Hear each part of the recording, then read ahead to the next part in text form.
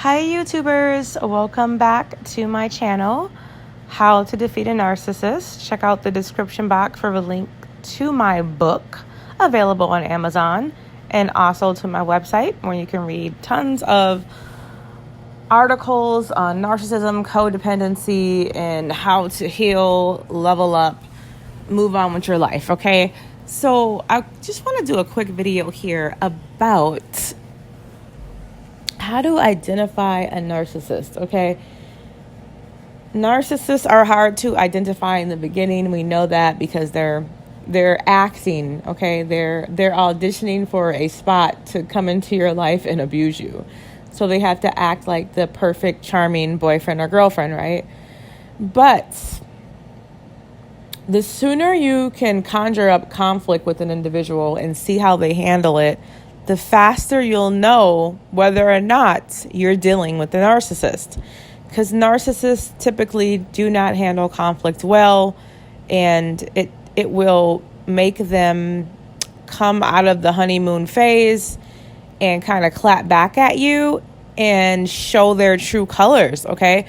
So they say that, there's a saying that you don't know people until you argue with them.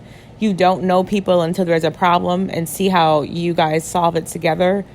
So it's great to see people in their best light when things appear to be going well and there's no conflict, there's no issues, everything is sunshine, rainbows, and unicorns, right? But when a problem arises, typically a person's true character will show up, okay?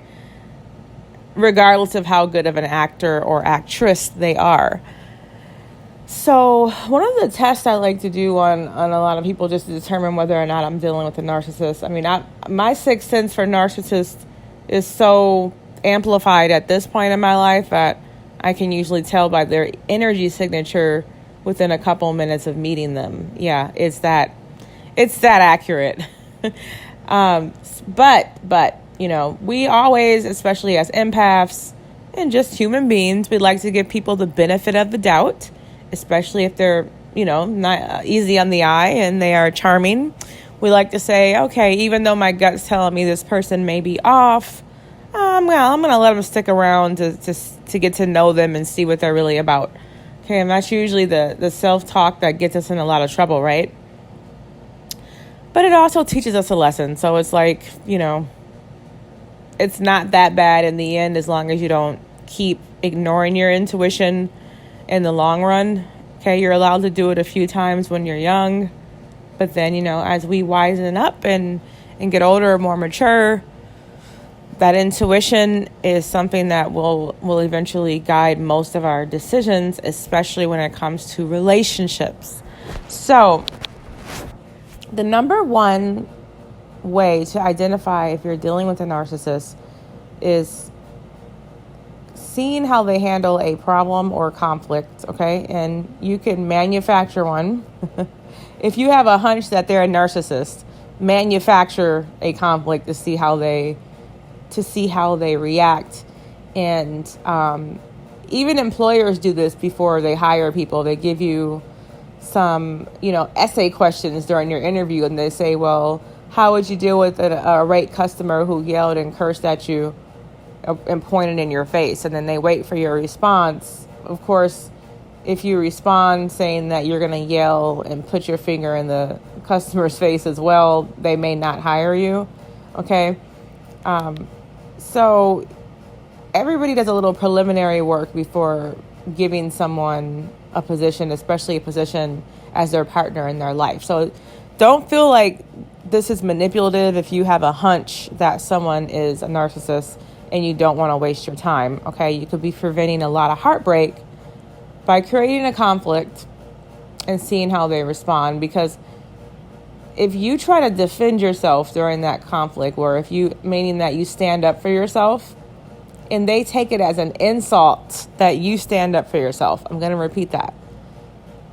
During the conflict, if you stand up for yourself, rightfully so, and the person that you think is a narcissist is insulted that you stood up for yourself, or upset or really triggered that you stood up for yourself, because the audacity, right? How can you stand up for yourself? Narcissists, that means you have self-esteem, and narcissists are allergic to people who have self-esteem.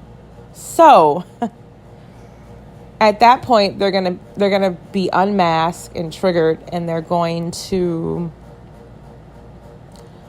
respond very angrily, give you the silent treatment, or they might just ghost you because you're showing already that you have enough self-esteem to stand your own ground. Okay, a mentally healthy individual, man or woman that you're dealing with, if they are not a narcissist, when conflict arises, they will allow you to stand up for yourself, won't interrupt you, hear you out, and then rebuttal when necessary, okay? And they will not make you feel bad for standing up for yourself. Narcissists make you feel bad for standing your own ground. They make you feel bad for having boundaries. They make you feel bad for having pride and self-esteem, because those are things that are going to block their abuse. And they want to abuse you and you're blocking it.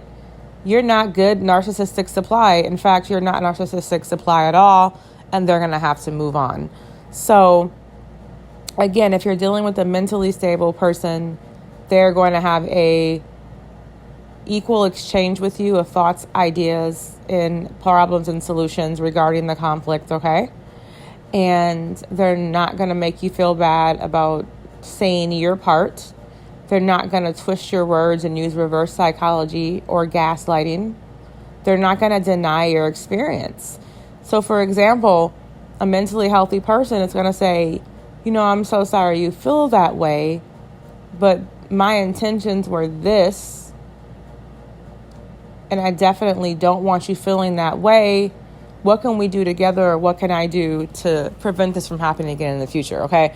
So the bottom line is, at the end of that conflict, if you feel that you are safe in expressing yourself, and you feel that you are respected for standing your own ground and not insulted by standing your own ground, and the conflict is ended with some kind of resolution that you guys both came up with and agreed to, congratulations, you're not dealing with a narcissist.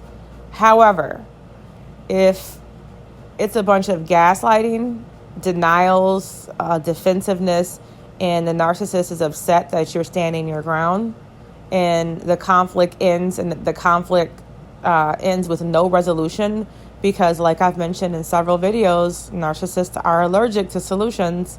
If the conflict is still there, unresolved, you feel bad about standing up for yourself, you feel bad about even bringing up the conflict, then unfortunately you are dealing with a narcissist.